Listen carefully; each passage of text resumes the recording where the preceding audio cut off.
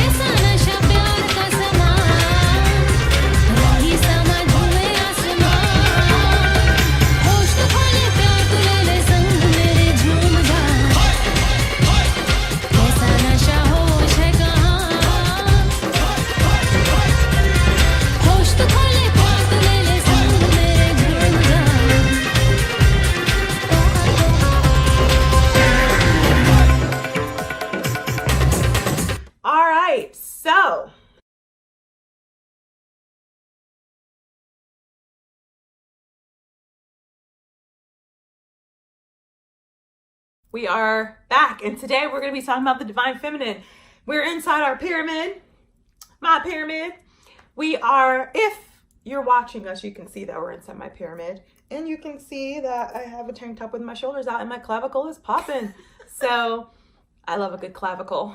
Oh, I love a good clavicle. Anyway, so we're going to be talking about the divine feminine, the divine masculine today.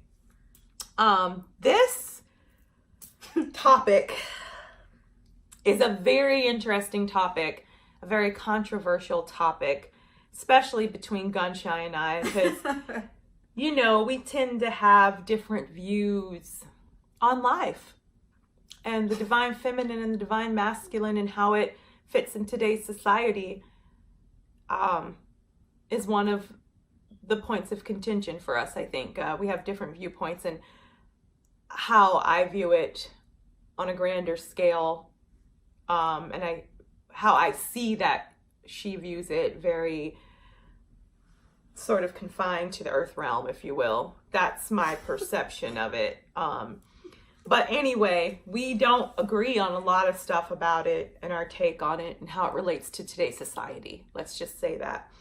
But anyway, we're gonna be talking about it. I showed up anyway. Showed up to get shut down. No, just kidding. Kidding. So, as she mentioned, we don't agree on a lot as far as this is concerned. And it really is, I guess, mainly just how our different points of views on it.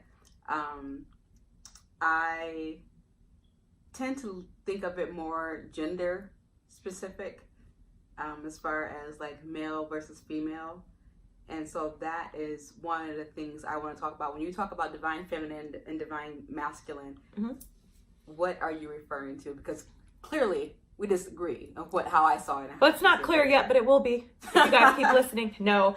My definition and how I personally interpret the divine feminine and the divine masculine is that it's an energy.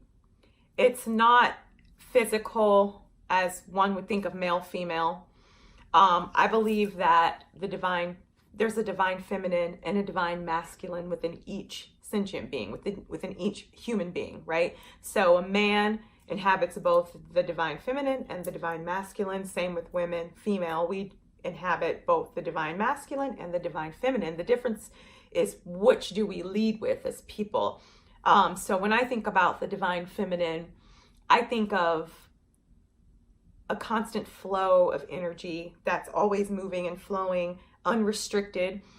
We sort of make decisions on the fly, wherever it takes us. The divine masculine is a very structured energy, follows the rules, gathers knowledge and makes decisions based on knowledge versus the divine feminine, right? It's like we don't have to have prior knowledge. We're going to go with the flow wherever it takes us. And I think that they both complement each other very well. And the fact that they both reside within each and every person is actually a really amazing thing. It's just that we don't all know how to tap into both of them and use them in conjunction to make ourselves better, to make the world better. But for me, that's sort of what it is. It's an energy, and it's in all of us, both of them. And it's not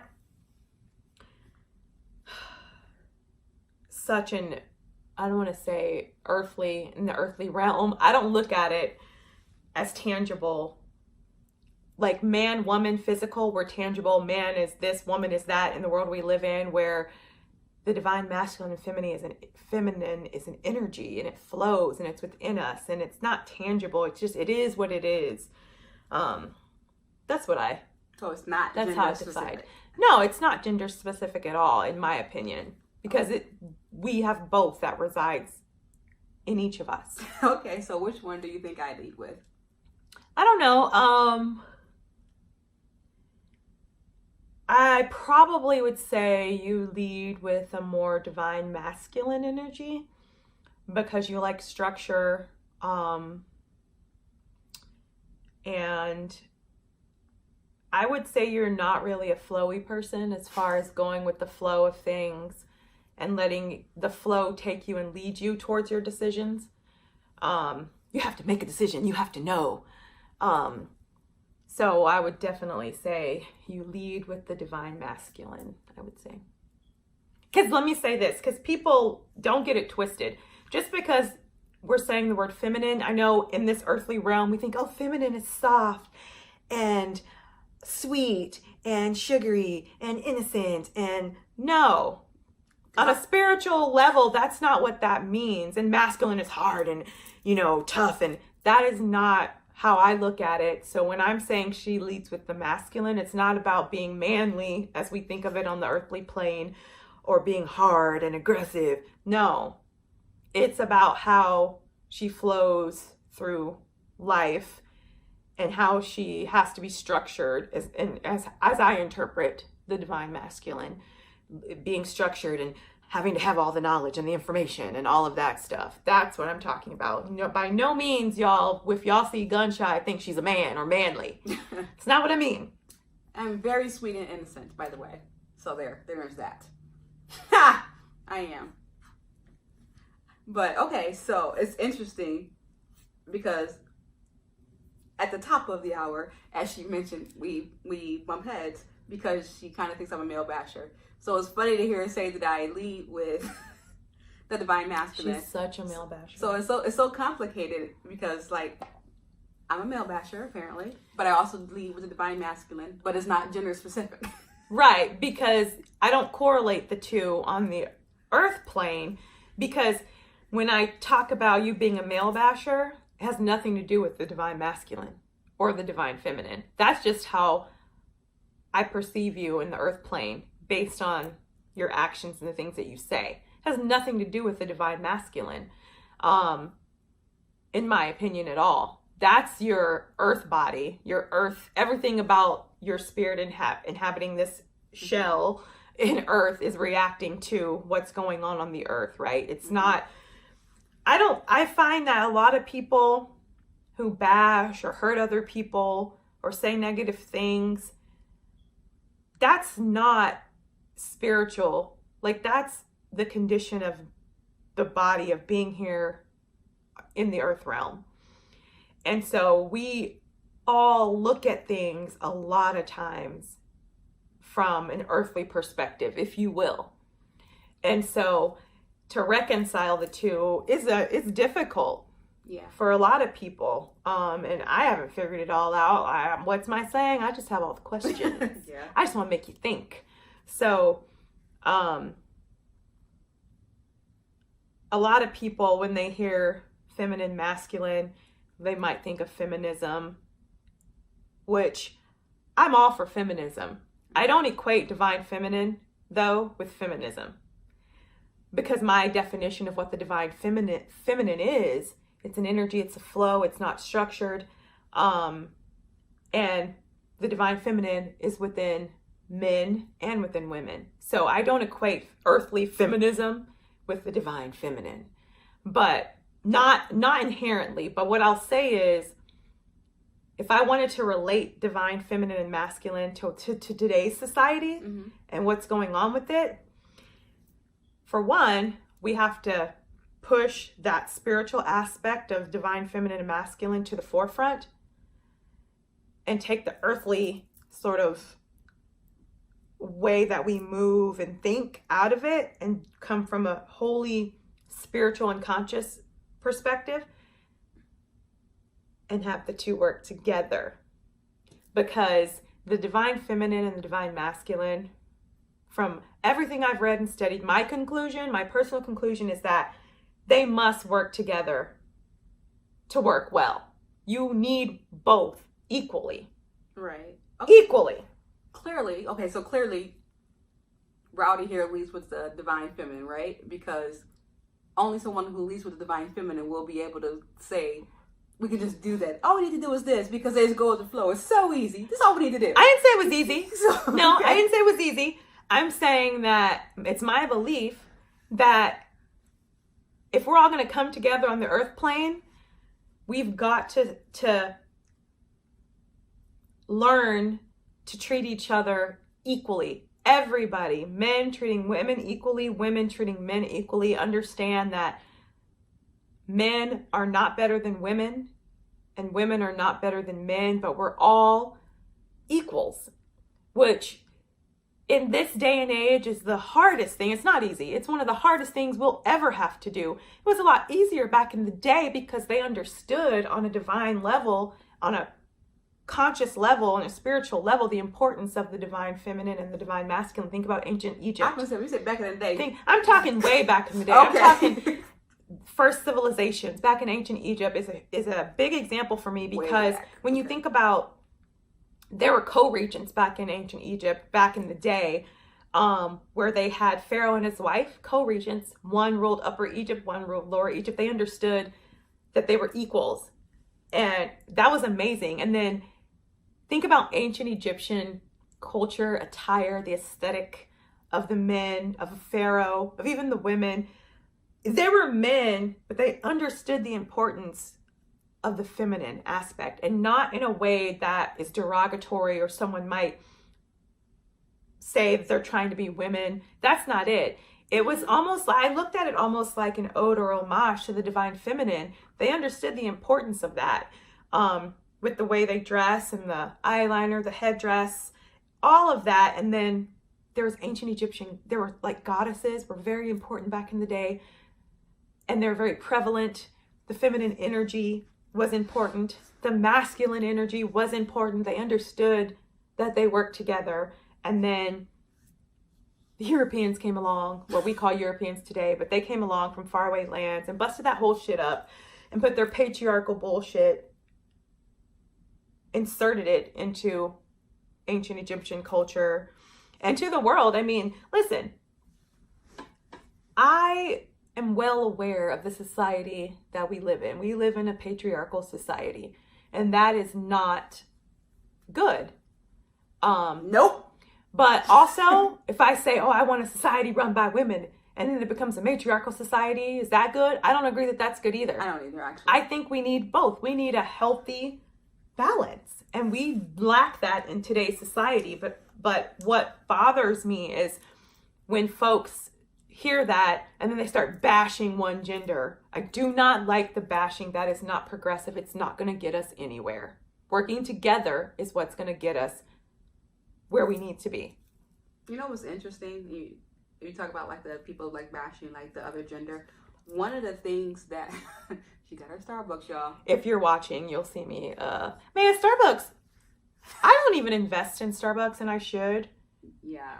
I think Starbucks would want me as their spokesperson. I'm awesome. And they're philanthropists. Anyway, I digress. I love Starbucks. They do so much for people in the world, and they help students pay for college. They're just awesome. Employee best. They do a lot of stuff, yeah. Awesome. All right. Okay. I digress. Starbucks leads with the divine feminine. It's a Little Mermaid. Right? But no, okay, so what's interesting, speaking of the bashing and the genders and everything, I think for me, honestly, if I'm being honest, part of my issue is with I think I come on so strongly against men, or what Tracy would consider strongly, is because I see so many women not only not standing up for other women, but actually bashing them for wanting to be independent, just wanting to live their own life, do their own stuff. So more of my issue is probably, quite honestly, is with women, because you don't really necessarily see guys doing that. You don't see guys necessarily just tearing each other down. No, not so much. But, you know, society, as it's gone along, has put this sort of, I don't even know what to call it, but put this thing out there that women have to compete against each other. Mm-hmm. And we fed into it, and now look what we do. I mean, we are our harshest critics. And that's sad, because I'm like, I don't know how the fuck we are going to progress as women in today's society when all we do is constantly tear each other down. And we want to run around talking about men this, men that. Well, we got to come together within ourselves first and support each other. And then once we do that and we're all a united front, like truly, because we're not, people can pretend like they are, but they're not, truly a united front, can we even start fighting the bigger fight, which is equality. And again, I want to stress that, because my stance on this is equality for the sexes, not women are better than men. Mm-hmm. I am a woman, all woman. And men are not better than women. I don't think one are better than the other. They're both two necessary pieces of society that we need to figure out how to come together, or we're going to, either be living in a world where women are just stripped of all of their rights and their voice completely, like The Handmaid's Tale. With women supporting it. Right. Or we're going to live in a world where women are in control of everything, and men have no say, so they're stamped down. And that's not good either, because you need both of them. Like, you need them to work together. It'd be like, if you saw the Alien podcast or listened to it, it'd be like her alien society with the angry black women aliens. Yeah, no. What I call them, the angry black bitches. Yeah. I mean, literally. I know you were saying that the Europeans came and changed that. What is the big threat? Came and changed what? Like, they came up with their philosophies and everything, and that's how we got away from, like, the divine feminine and the divine masculine co-regions and things like that. Why do you think society then and society now is so, only word I can think of is fearful of that, fearful of the divine feminine rising again, being equal? I don't even know that they understand it to be fearful of it. I don't think that they understand it from a spiritual aspect. It's all very earthly.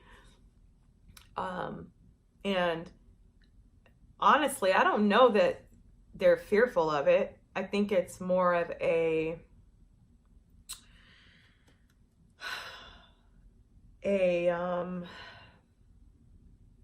sense of like an entitlement, that because what history has fed us for so long, that men are strong, men are powerful, men are the ones who make decisions, men do this, men can do that, and women are supposed to be sweet and docile, soft, mothers, homemakers, whatever. Submissive. It's all a part of the narrative. So I don't think that there's a fear of it. If there's a fear, it's because they'll become less important. Huh. But I don't even look at it in that way that you're posing the question, because it's so ingrained in society, and men and women, which is why many women support the patriarchal society. It's just ingrained. It's every day what we see on TV. It's what we hear. It's what's being pushed on us, and it's all people know. I mean, think about what they're teaching children in school. They're not teaching them shit. Like, not really, not anything fucking useful. All of that learning, that real knowledge, probably has to come from home, because the schools aren't teaching shit. Not anything beneficial in that regard. But yeah. So how then, because I now that I can agree with you on, we have to fix it within ourselves. So with the concepts of the divine feminine and divine masculine, how do we, me personally, how do I try to get past some of my biases or whatnot and try to embrace more of my divine feminine side? Because it sounds great in concept, but I can't see it. You know, I don't have all the answers. I don't, and I can't tell people. I know what I do. I know that I am a constant student. I like to learn and study and get as much information as I can in that regard. I love history. I love learning about culture and how it's evolved. And I take a lot of things from that and try to apply it to how I move through the world today. I can only control myself. So I can't control other people, but I can control myself, how I speak, how I move, how I react, and just try to react and move and speak in a way that elevates both the divine feminine, the divine masculine, or man, woman, whatever you want to call it.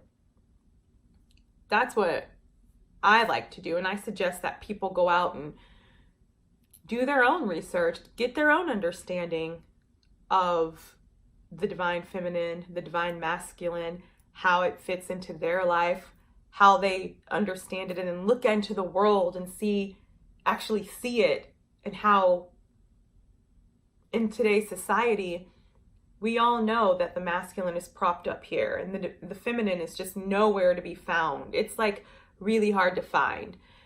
And in that regard, like, I understand that, I know that, and I would love to help lift up that divine feminine without degrading the masculine. That's my lip service.